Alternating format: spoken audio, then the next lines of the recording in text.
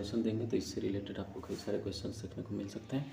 तो यहाँ पर एक क्वेश्चन दिया हुआ है जिसमें पी का निर्देशांक दिया हुआ है, इसमें ए का निर्देशांक दिया हुआ है, यहाँ बी का निर्देशांक दिया हुआ है।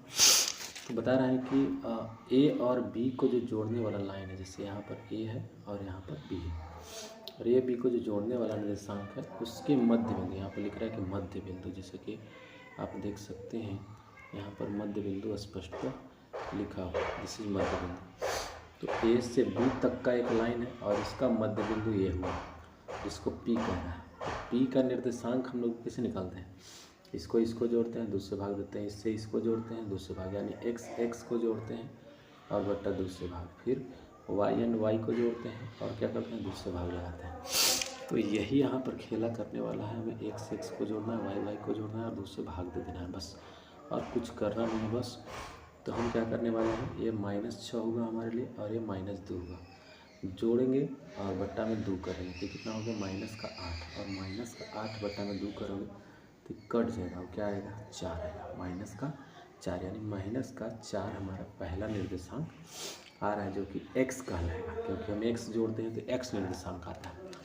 ठीक है, तो यहाँ पर देख रहे हो कि जो हमारा वेरिएबल है जिसमें a का मान हमें निकालने के लिए दिया है वही तो हमारा पहला होगा, अर्थात हमें करना ये पड़ेगा कि जो माइनस का वैल्यू 4 आ रहा है उस -4 वैल्यू को हमें करना ये पड़ेगा कि a बटा में 2 बराबर लिख देंगे -4, और हम क्या करेंगे, इससे इसको क्रॉस गुना कर देंगे तो a बराबर कितना निकल के आ जाएगा -8।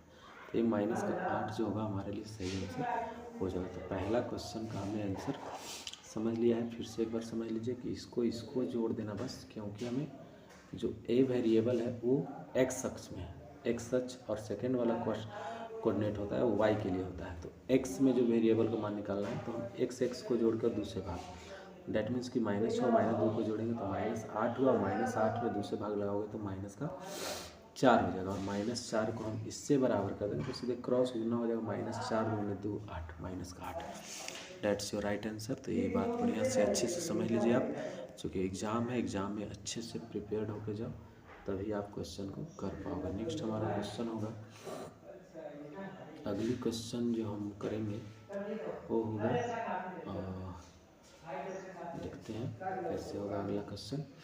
अगला क्वेश्चन में दिया हुआ है कि यदि 3 बिंदु एक रैखिक हो, एक रैखिक का मतलब एक रेखा में 3 बिंदु आप ले लिए, एक रेखा का मतलब कि लाइन खींचेंगे तो एक ही रेखा पा जाएगा, और वाय रैखिक का मतलब हो गया कि हम एक रेखा खींचेंगे तो 2 आएगा, किधर से भी खींचेंगे तो 2 आएगा, तीनों नहीं आएगा। तो अरैखिक बिंदुओं से क्या होता है, त्रिभुज बनता है, और रैखिक बिंदुओं से एक रैखिक में वो हो जाता है। ठीक है, तो ये एक रैखिक बिंदु कह रहा है, और एक रैखिक में अगर हम 3 गो बिंदु रखेंगे तो उससे कै गो त्रिभुज बनेगा, तो उसकी संख्या होगी 0। त्रिभुज अगर बनाना है तो त्रिभुज बनाने के लिए आवश्यक है कि वो बिंदु क्या हो, कोलिनियर ना हो, क्या हो, डिफरेंट प्लेस पर हो, दैट मीन्स कि अगर उन्हें हमें क्या बनाना हो, ट्रायंगल, तो उसके लिए हमें क्या होना चाहिए, नॉन कॉलिनियर होना चाहिए। कॉलिनियर हो जाएगा, कॉलिनियर अगर इस तरह से हो जाएगा तो वैसे भी ट्रायंगल बनेगा ही नहीं। सो कह रहा है कि 3 बिंदु एक रैखिक हो तो कितने त्रिभुज बनेंगे, तो उससे त्रिभुजों की संख्या एक भी नहीं बनेगी, ये क्लियर हो जाता है आपको। तो ये हो गया। अगली क्वेश्चन है कि त्रिभुज में निर्देशांक दिए हुए रहते हैं, तो निर्देशांक दिया हुआ है और केंद्रक का निर्देशांक, जैसे एक ट्रायंगल है और उसमें बीच वाला का पॉइंट का निर्देशांक पूछा है। अगर ऐसा सवाल पूछे ना तो वेरी इंपॉर्टेंट है और बड़ी आसानी से बन जाएगा। इसका पहला और पहला जो शुरू में लिखा है उसको जोड़ो, तो ये -1 है भाई, -1, और फिर प्लस करो 5, और फिर है +8, तो 8 और 5 हुआ 13, 13 में से 1 चला जाएगा, कितना आ जाएगा 12।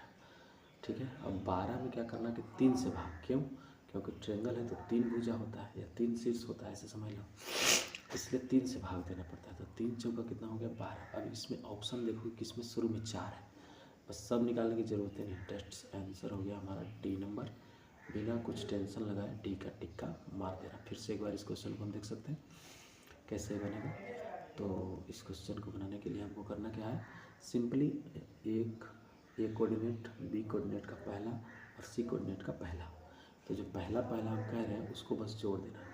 तो 1 में 5 जोड़ोगे भाई तो माइनस में तो बन जाएगा 4, 4 में 8 को जोड़ोगे तो कितना बन जाएगा 12, और 12 में सिंपली करना कुछ नहीं, 3 में से भाग देगा 3 से, तो कितना हो जाएगा 3 चौका 12, कितना आ गया 4। तो पहला ऑप्शन पहला जो होना चाहिए कोऑर्डिनेट में पहल का x कोऑर्डिनेट होना चाहिए 4, बाकी ऑप्शन देखने की ज़रूरत नहीं। तो जितने भी स्टूडेंट्स हैं कैसे बनाना है एग्जामिनेशन में और जल्दी भी बनाना है ये भी बड़ी मायने रखता है। ये डी BSc का अर्धक है। कोई एक ट्रेंगल अगर हम बनाते हैं, सपोज डैट ट्रेंगल का नेम ABC है और ABC में BSc का अर्धक BAC यानी इस कोण का डिवाइजर, इसको दो भाग में बांटने वाला इस वाले का, यानी ये जो एंगल बन रहा है ऊपर की ओर ऐसे ए को डिवाइड करने वाला जो अर्धक है, अर्धक जो है AD है, AD नाम दे देंगे। AB 10 दे रहा है, ये 10 दिया हुआ भाई, AC 14, ये 14 दिए हुए, BC 6, ये पूरा का पूरा 6 है। और ये एंगल का डिवाइजर कोऑर्डिनेट का ये भी क्वेश्चन बनता है और इसमें पूछा जा रहा है कि DC का वैल्यू क्या होगा, इस वाले का वैल्यू पूछा जा रहा है। सिंपल बात है, ऐसा अगर क्वेश्चन पूछा जाए बस तो करना कुछ नहीं है, ये जो 10 दिया है इतना बटा 14 कर दो, यानी 10 बटा में कर दो 14, ठीक है, 10 बटा में हो गया 14 बराबर। अब ये टुकड़ा जो BD है और यहाँ से यहाँ तक का जो टुकड़ा है, ठीक है, दो टुकड़े देखो, एगो यहाँ तक का टुकड़ा है और एगो यहाँ तक का टुकड़ा है, ये दो टुकड़े ले लो, यानी BD और DC। BD DC में से हमें किसी का भी पता नहीं है, तो जिसका पता नहीं है बस अब हम करेंगे क्या, कुछ नहीं करेंगे, करना कुछ नहीं है। इससे x मान लो ये हो जाएगा 6 - x, ठीक। तो अब क्या लिखोगे 10 बटा में 14, 10 बटा में कितना 14, यानी e वाला बटा e वाला अब बराबर x बटा में 6 - x, x बटा में क्या हो जाएगा 6 - x। और इसी को कैलकुलेट कर देना तिरछे तिरछे गुना करके, ठीक है। इतनी बातें समझ में आ गई होगी। अगर आपको बात समझ में आ रही है करने के लिए मैं 10 × 6 60 हो जाएगा, और 10 × x माइनस का 60x हो जाएगा। माइनस का 60x कैसे होगा, नहीं होगा, माइनस का 60x नहीं, कितना हो जाएगा बस 10x। अब बराबर में क्या लिखोगे 14x, क्या लिखोगे 14x, ठीक है। तो 14x हमने लिख दिया, ओके। बाकी चीज़ों को हम हटा दे रहे हैं यहाँ से, समझ में नहीं आएगा फिर, क्योंकि ये हटा दिए, चलो लो हट गई, ठीक है। अब कैलकुलेशन हमको करना है, कैसे करेंगे तो देखो x वाले को एक तरफ कर दो, तो इसको एक तरफ करोगे बस, तो ये जो 10x है 10x इधर जाकर कितना हो जाएगा 24 का x, ठीक है। और इधर क्या बन जाएगा 60, यानी 60 में बस 24 से डिवाइड लगा देना, और कुछ करना नहीं है, सारी कहानी खत्म हो गई है ना, और कुछ नहीं करना है, सिंपली 60 में 24 से भाग लगा देना है, बस इतना में ही आपका आंसर फिनिश हो जाएगा। तो क्या करोगे 60 और डिवाइडेड बाई 24, सिंपली आपको देख सकते हो कि 24 दिया बार तक लगेगा, नहीं तो 2 बार लगेगा मैक्सिमम, तो 2 बार लगेगा। इट मीन्स क्या कि जिसमें इसमें 2 से शुरू है ऑप्शन, उसको आप टिक मार दो, तो 2 से ऑप्शन वाला हमारा क्या हो जाएगा आंसर हो जाता है। ये तरीके हो सकते हैं, आपको क्वेश्चन को जल्दी अगर डन करना है तो कई तरीके होते हैं करने के, उसको सीखिए। यहाँ पर दिया हुआ है कि ट्रेंगल ABC है, भाई ABC ट्रेंगल है, A है, B है और C है। अब कहता है कि DE जो है BC के पैरेलल, एक नया लाइन है D, थेल्स थ्योरम से रिलेटेड है, ये इसके समानांतर दिया हुआ है। AD बट्टा DB, AD देखो ये वाला है और DB ये वाला है, यानी एक रेशियो दिया है, क्योंकि थेल्स में कहा गया कि इतना और बट्टा इतना है ना, और इतना और बट्टा इतना, यही होता है। तो यहाँ पर देख रहे हो कि AC का वैल्यू दिया हुआ है, AC मतलब यहाँ से यहाँ पूरा दिया हुआ है, तो इसको क्या कर देना जोड़ देना, तो एक 3 है एक 5 है, 5 3 कितना हो गया 8 है ना। तो आप क्या करो 8, और AE का वैल्यू निकालना, AE यानी ऊपर वाला, तो ये 3 है तो 3 बटा में कर लो यहाँ 8, और बराबर इधर से क्या करोगे AE का मान नहीं पता है तो AE का AE लिख दो, और नीचे में क्या लिख दो 5.6 लिख दो, बस सिंपल हो गया। और इसको बस सॉल्यूशन कर लेना है ना। कैसे सॉल्यूशन होगा अब इसको सिंपली देखते हैं हम लोग कैसे कर पाएंगे, एकदम बड़ी आसान है बस।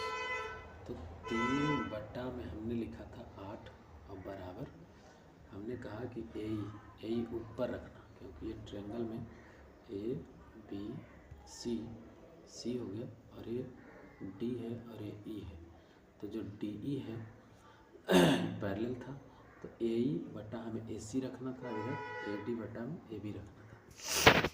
तो यहाँ ए की जगह पर हम x लिख देते हैं आसानी के लिए, और नीचे 5.6। आप देखेंगे तो 8 सतह 56.7 यहाँ लिख दो, और 7 में 3 से सीधे गुना करोगे, कहानी खत्म। 7 तरीके की 2.1 आंसर आपका सही हो जाएगा। तो इस प्रकार से आपने 5 क्वेश्चनों का ये समूह देखा। वीडियो अगर अच्छा लगा तो बढ़िया बात है, धन्यवाद। अगले वीडियो का इंतजार